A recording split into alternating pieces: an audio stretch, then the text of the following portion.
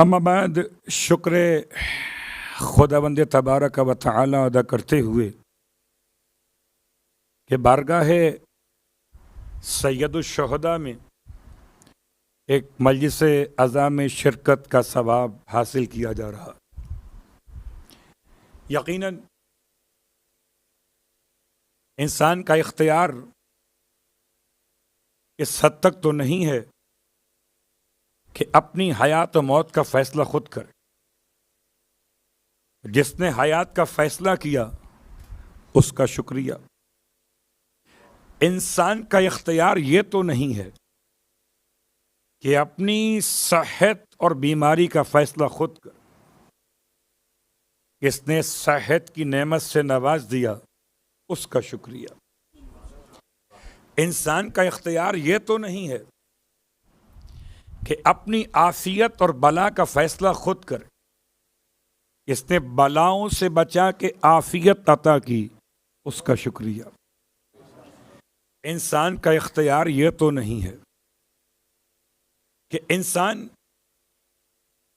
اپنے ارادے سے ہی عبادت کے راستے کا انتخاب کر لے جب تک کہ رحمت خدا ساتھ نہ ہو۔ میرے قدم کہیں اور اٹھتے،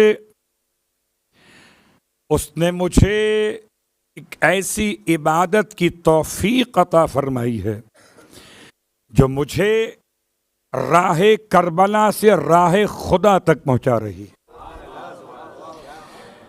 اور یقیناً یہ ماں کی دعا کا اثر۔ صلوات پڑھیں محمد و آل محمد۔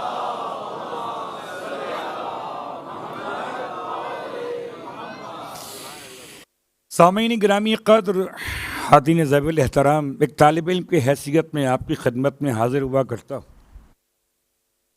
اور طالب علم کا عنوان کیا عنوان ہوتا ہے؟ اپنا سبق سنا دیا، خدا قبول کر لیتا ہے۔ اپنا سبق سنانے حاضر ہوا ہوں۔ سبق ذرا مشکل ہے، مشکل اس اعتبار سے نہیں ہے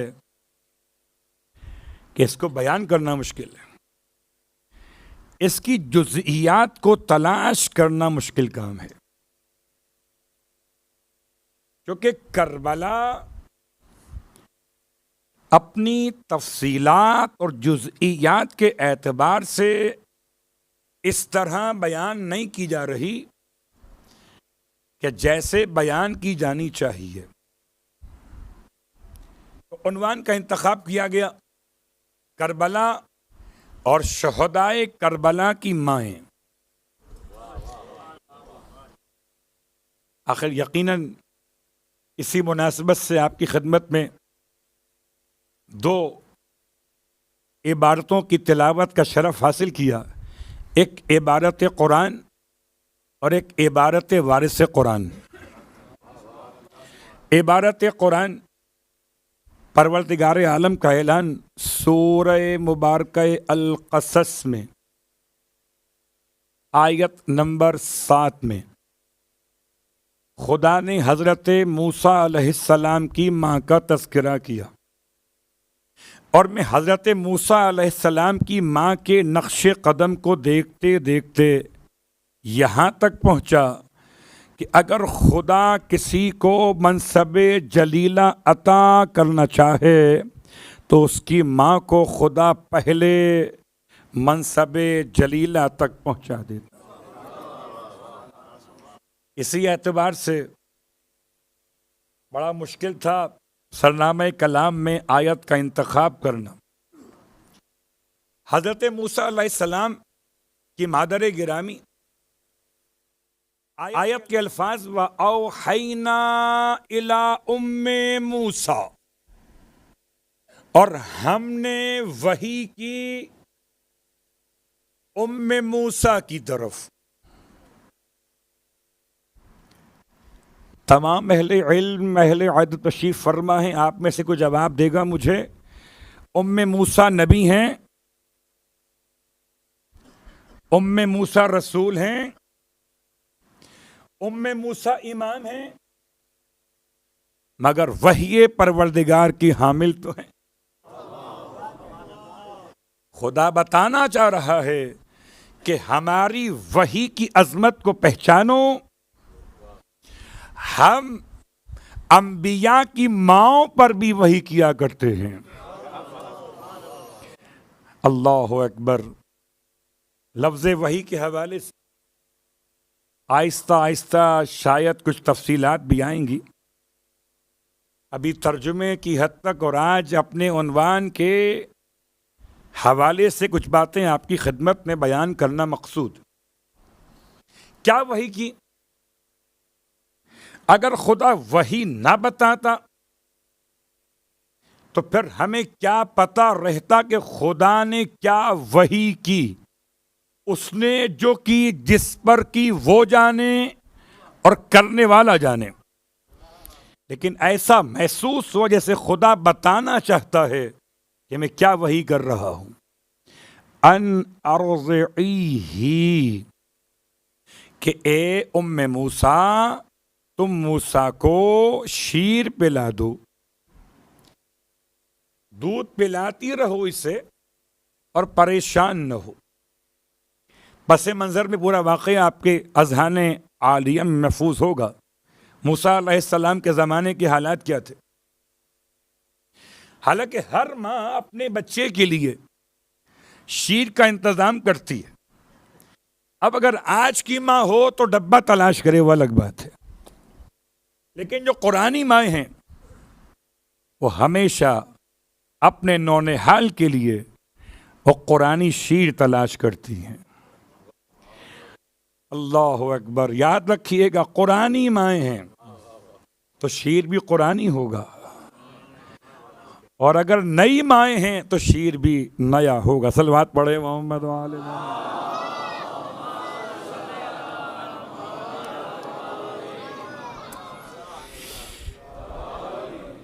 فَإِذَا خِفْتِ عَلَيْهِ، اور دیکھو اے ام موسیٰ، عجیب کمال ہے. پوری آیت میں خدا نے حضرت موسیٰ کی ماں کا نام نہیں لیا، اپنی بات پوری بیان کر دی نام لیے بغیر.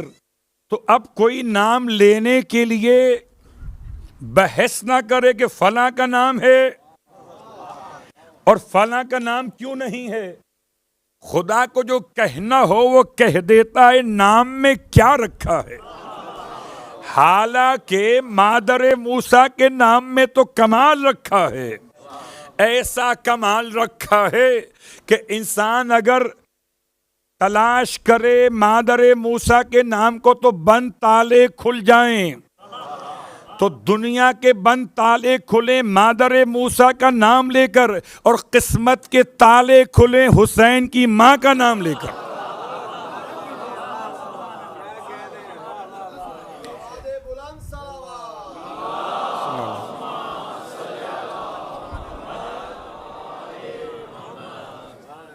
فَإِذَا خِفْتِ عَلَيْهِ، اور چونکہ بنی اسرائیل بیچارے سب کے سب مشکلات میں تھے فرعون کی طرف سے، اور فرعون کی طرف سے ایسی خواتین معین تھی کہ جو کسی بھی بچے کو کسی ماں کی گود میں، خاص بنی اسرائیل، زندہ رہنے دینے کو تیار نہ تھی.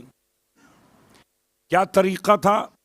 تاریخ بتاتی ہے ایسی عورتیں تھیں، اتنی خطرناک عورتیں تھیں کہ اپنے ساتھ چھوٹے بچے لاتی تھیں بنی اسرائیل کے گھروں میں، اور اپنے ساتھ جو بچے لاتی تھیں انہیں رلاتی تھیں کہ بچے روئیں گے تو ان کی آواز سن کر گھر میں اگر کوئی بچہ چھپا کر رکھا ہوگا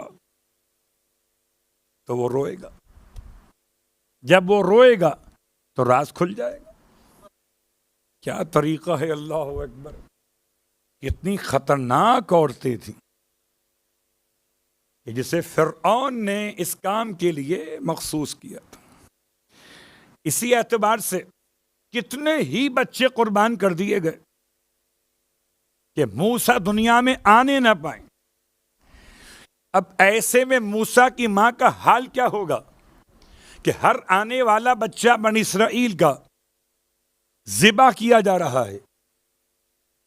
گھروں میں جا جا کر بچوں کی تلاشی ہو رہی ہے. خواتین کے حاملہ ہونے کے معاملات کو چیک کیا جا رہا ہے خواتین کی طرف سے. ایسے میں فَإِذَا خِفْتِ عَلَيْهِ، اے ام موسیٰ اگر تمہیں خوف ہو علیہ موسیٰ کے بارے میں، اللہ اکبر، تو کیا کرو؟ فَأَلْقِيهِ فِي الْيَمِّ، تو اٹھا کر موسیٰ کو ڈال دو پانی کے اندر. میرا ترجمہ کرنا آسان ہے اور آپ کا سماعت فرمانا بھی آسان ہے. کسی ماں سے پوچھئے کہ جگر کے ٹکڑے کو اٹھا کے پانی میں ڈال دے. اگر وہ ڈال دے تو کیا ہوگا؟ آئیے خدا نے یہاں تک بیان کر کے آیت ختم نہیں کر دی. وَلَا تَخَافِي وَلَا تَحْزَنِي، دونوں قسم کے مسائل کو بیان کیا. نہ کرو اور نہ حزن و ملال کرو. خوف اور حزن و ملال ماضی اور مستقبل کے مسائل. پریشان مت ہو کہ یہ ہو چکا ہے میرے یہاں بیٹا تو اس کا کیا بنے گا، یا اگر آگے اس کو پانی میں ڈال دیا تو اس کا کیا بنے گا. وَلَا تَخَافِي وَلَا تَحْزَنِي، نہ خوف کرو نہ حزن و ملال کرو. کیوں؟ اِنَّا، خدا کہتا رَادُّوهُ إِلَيْكِ، ہم موسیٰ کو تمہاری طرف واپس پلٹا دیں گے. وَجَاعِلُوهُ مِنَ الْمُرْسَلِينَ، اور ہم تمہارے بیٹے کو ہم بنائیں گے رسولوں میں سے. آج کی حد تک یہ ایک ہی آیت کا ترجمہ آپ کی خدمت میں، ورنہ تسلسل آیات میں موسیٰ علیہ السلام کی ماں کا واقعہ آگے بڑھ رہا ہے. البتہ جو میں نے سرنامہ کلام میں عبارت قرآن کے ساتھ عبارت وارث سے قرآن پڑھی، امام جعفر صادق علیہ الصلوۃ والسلام کی